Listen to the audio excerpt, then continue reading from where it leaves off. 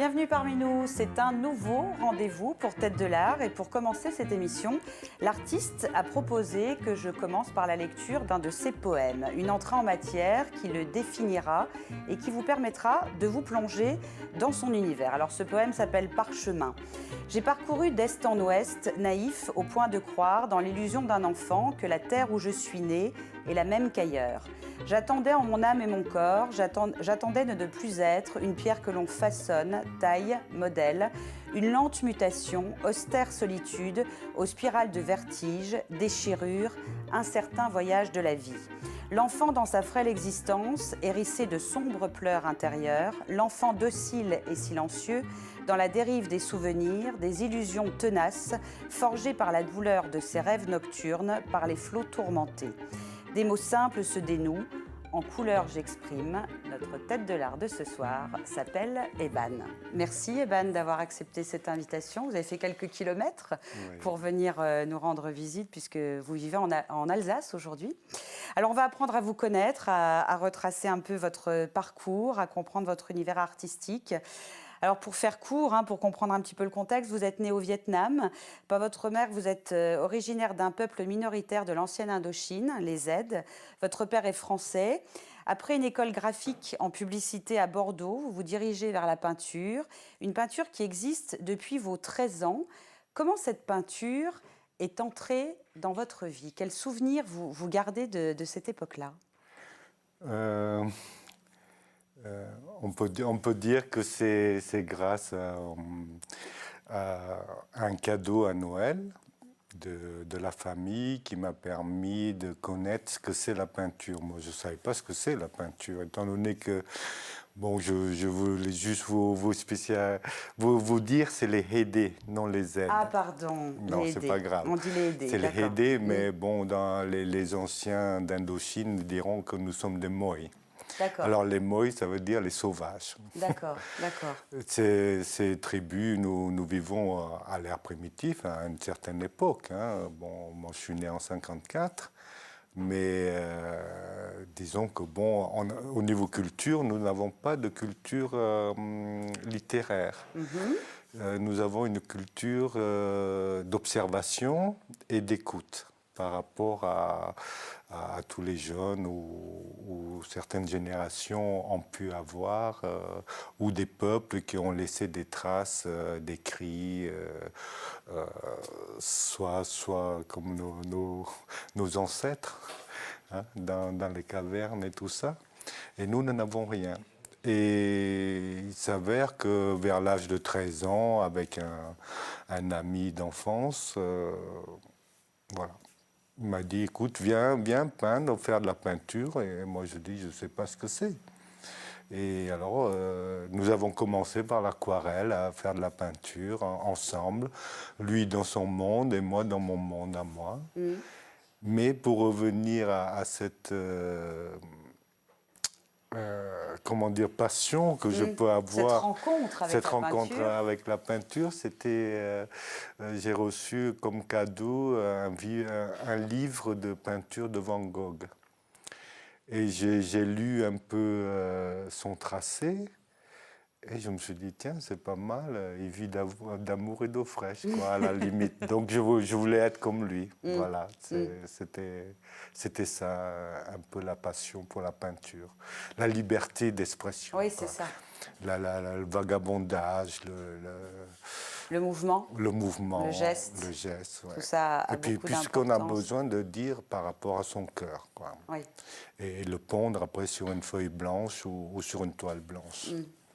Vous parlez justement dans votre éducation de l'importance de l'écoute, de l'observation. Ça, c'est quelque chose qui continue à vous guider dans votre travail pictural. Toujours avoir les sens en éveil et s'imprégner de ce qui est autour de nous. Ben oui, l'environnement est assez important dans le sens que, ne serait-ce que notre rencontre d'aujourd'hui, me permet de dire, tiens, il y a quand même des gens qui sont sociables. D'avoir rencontré votre directeur ou l'équipe de votre station de télévision, il y a une communication, vous voyez. Et dans la population donc, que je vivais à l'époque, on était en communauté. Donc chacun aidait l'autre. Et chacun apportait son savoir par rapport à l'autre. La transmission. Voilà. Donc, et nous, notre éducation était le plus grand, éduquer le plus petit, comme nos anciens, autour d'un feu ou autour d'un repas, nous expliquer certaines choses. Bon, voilà, il y a des gens qui écoutent, il y en a d'autres qui n'écoutent pas. Bon, moi j'ai eu de la chance, c'est d'avoir l'observation qui m'a permis de, on ne peut pas dire survivre, peut-être de tracer une ligne de vie, voilà, qui m'a permis d'arriver à ce que je suis actuellement, de faire une passion que j'aime. Bon, voilà, avant, c'était le sport par rapport au niveau physique. Parce Vous avez été très sportif. Hein. Oui, j'étais décathlonien et puis après, j'ai terminé ma carrière en tant que perchiste et le lancer de javelot. J'ai arrêté à 45 ans au championnat du monde des vétérans en Afrique du Sud, à Durban. Et puis voilà, et comme le corps, vous savez bien qu'arrivé à un moment donné, bon, il s'essouffle. Donc c'est l'esprit maintenant qui parle un peu plus, quoi. Et ça fait à peu près, on peut dire, 20 ans que je suis à 100% dans la peinture. Alors justement, vous devancez la question qui allait... Ah ben non, au contraire, c'est très bien. L'observation, le sport, le corps, l'esprit, le yin, le yang, tout ça, ce sont des choses qui vous guident sans arrêt dans votre travail. Oui, c'est l'équilibre. C'est l'équilibre. Ouais. C'est un moyen, c'est comme pour dresser une table. Bon, il y a des objets, il faut savoir le placer où il est pour pouvoir équilibrer. Et la peinture, c'est aussi un moyen d'équilibrer sur une surface que nous avons besoin de voir. Trouver l'harmonie. Voilà, trouver l'harmonie, d'avoir un point fort qui vous permette de dire, tiens, c'est un beau tableau ou pas un beau tableau.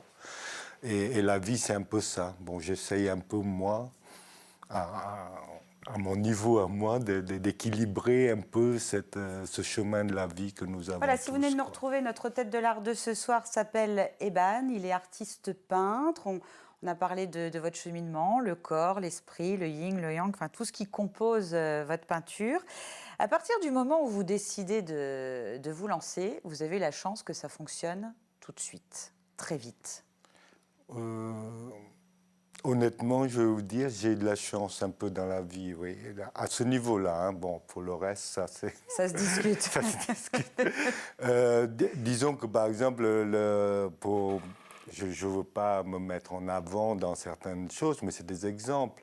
Bon, quand je suis arrivé en France, on était en pension chez les prêtres et catholiques. Hein. Au Vietnam, on était chez les missionnaires, donc j'ai eu une éducation, si vous voulez, catholique. Hein. Même si notre peuple était de plusieurs dieux, mais bon. Et alors, arrivé un jour où il manquait quelqu'un dans une équipe pour lancer le javelot. Et j'avais le surveillant qui me disait, bon, ben, écoute, viens voir, le javelot, ça se tient comme ça, et tu cours et tu lances. Bon, je dis, ok, ben, je le fais pour l'équipe. Et puis en même temps, ça nous permettait de prendre l'air le jeudi, c'était à l'époque. Et donc j'ai fait la compétition et j'ai gagné. Bon, donc j'étais en benjamin, c'est-à-dire l'âge entre 10 et 11 ans, enfin quelque chose comme ça.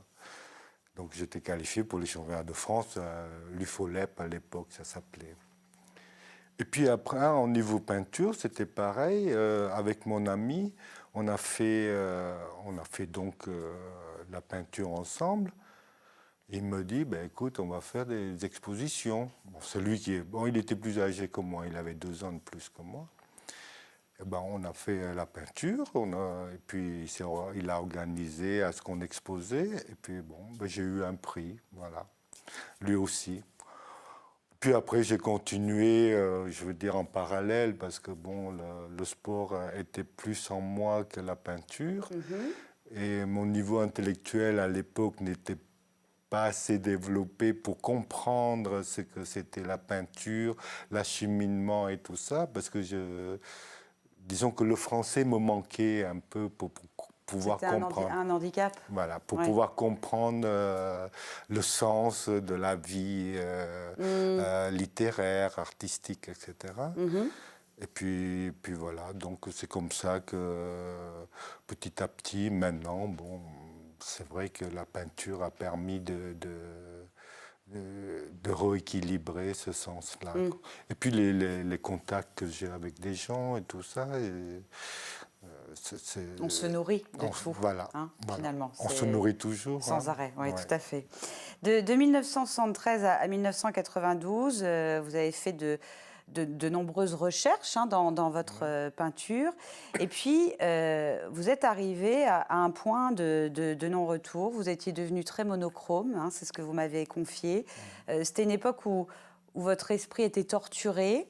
Comment vous êtes sorti de cette impasse? Parce que je pense qu'effectivement, pour le peintre, il n'y a rien de pire que de sentir qu'on ne peut plus produire. Qu'est-ce qu'on fait à ce moment-là? C'est-à-dire, dans les années 90, je suis arrivé à un moment, comme vous dites, un point de non-retour. C'est que, bon, c'était trop axé sur moi sans être... je me faisais ma thérapie au niveau de la peinture. Donc, c'était le monochrome et un sujet au milieu qui définissait l'enfant qui était blessé par les événements. Par votre passé, par la perte de votre maman. Voilà, tout ça. Et je me dis, bon, ben... Et puis mon entourage me disait aussi, bon, mais il faudrait mettre un peu plus de couleur, un peu plus de vie, etc. Donc j'ai eu cette période-là où je me suis dit, bon, stop, je vais essayer de trouver une autre écriture.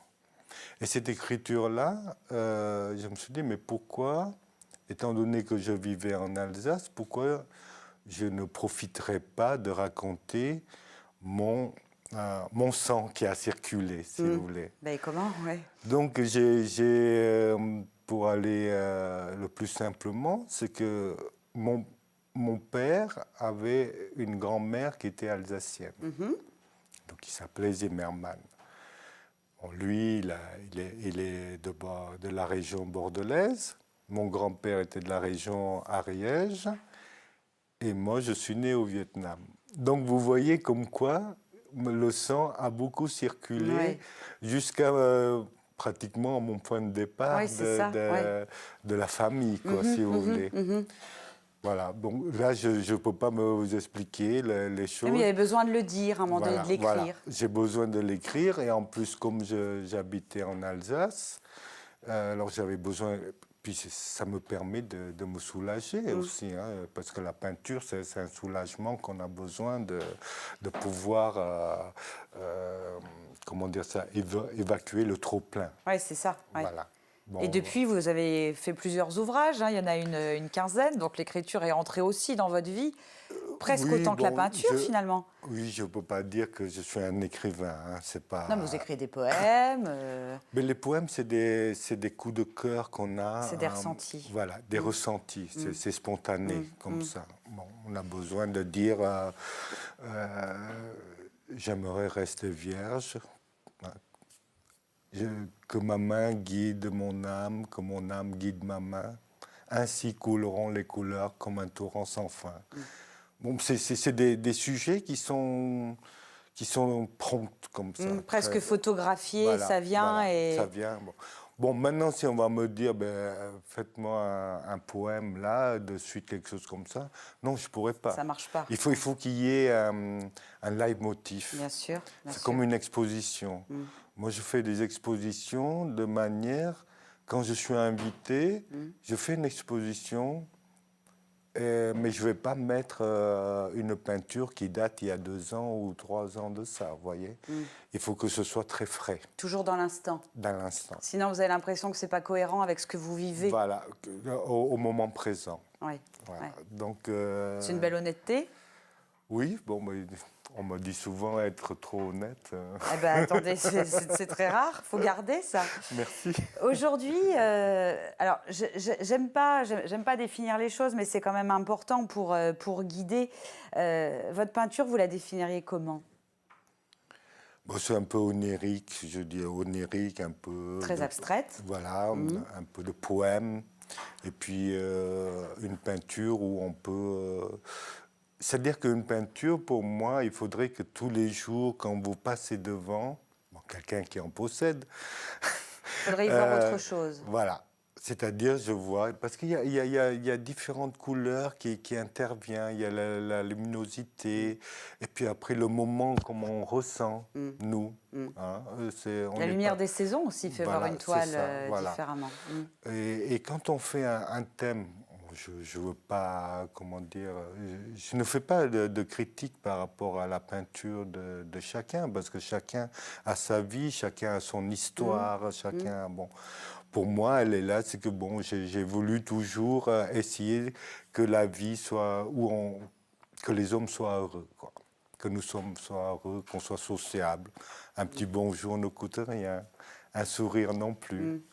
Bon, et un pourtant, petit bisou, ça c'est autre chose. Ça se perd pourtant tout ça. Un petit bisou, c'est autre chose. Oui, c'est encore autre chose. Là c'est différent. Non, mais disons que c'est, voilà, on peut le pas dire, partage. voilà, le partage, la joie de vivre, et puis de vivre simplement un peu, quoi.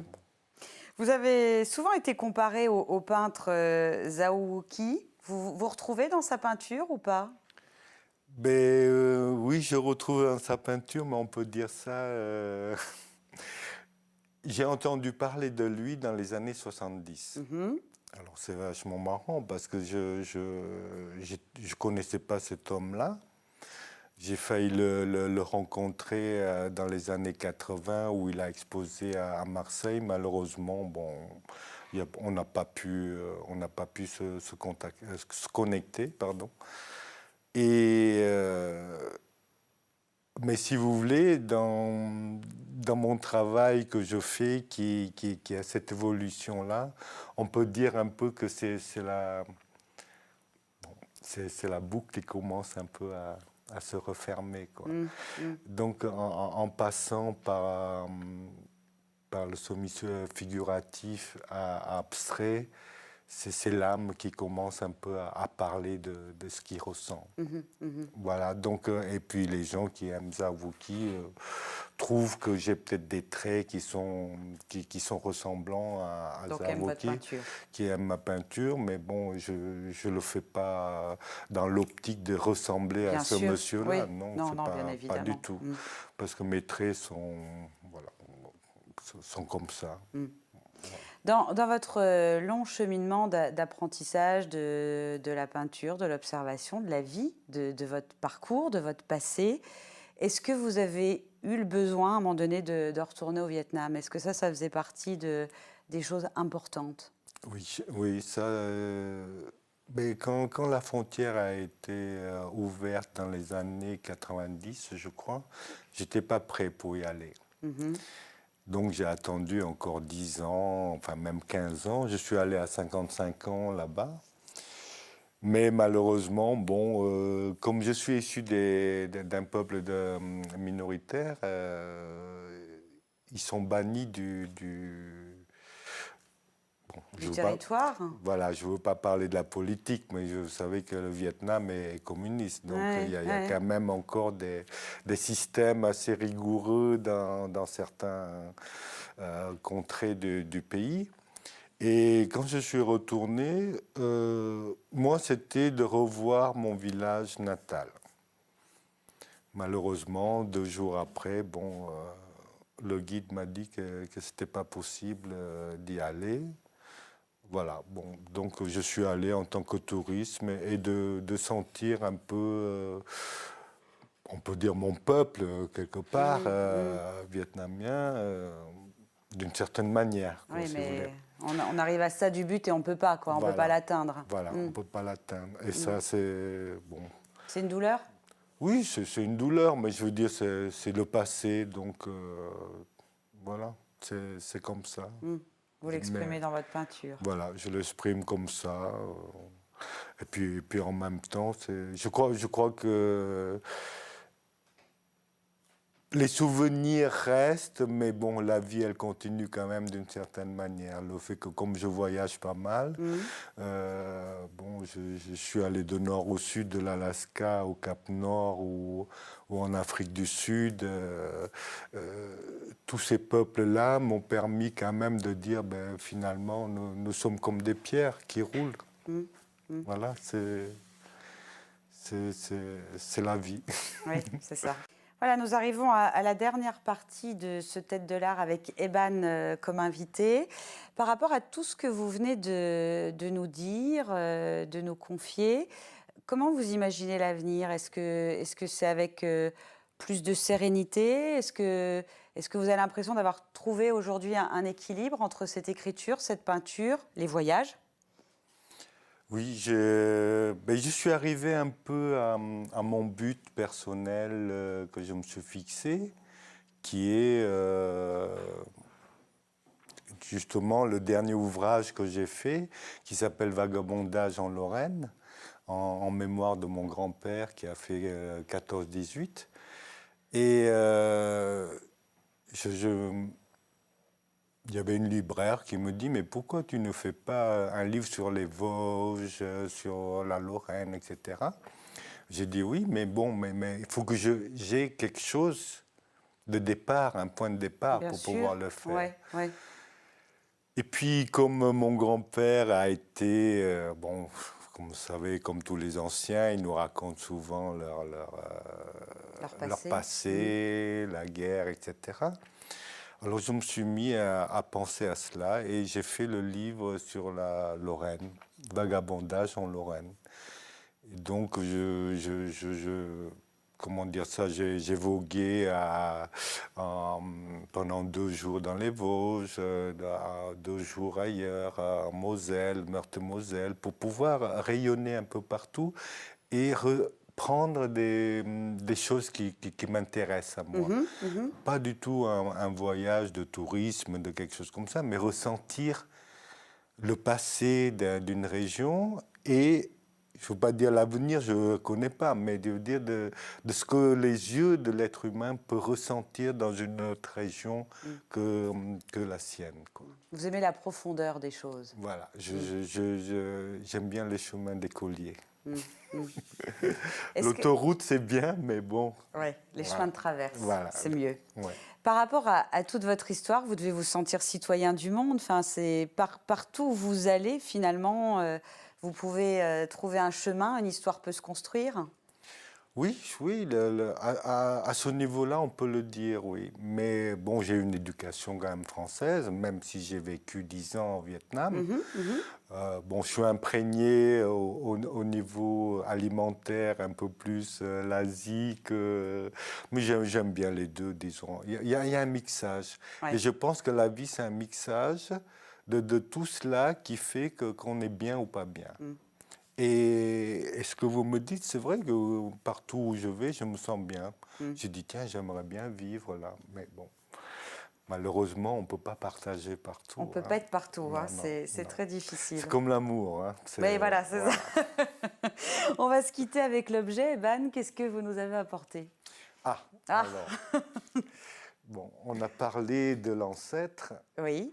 Voilà, ça c'est un béret basque. Ah oui. Ah, vous nous emmenez encore dans une autre région, là.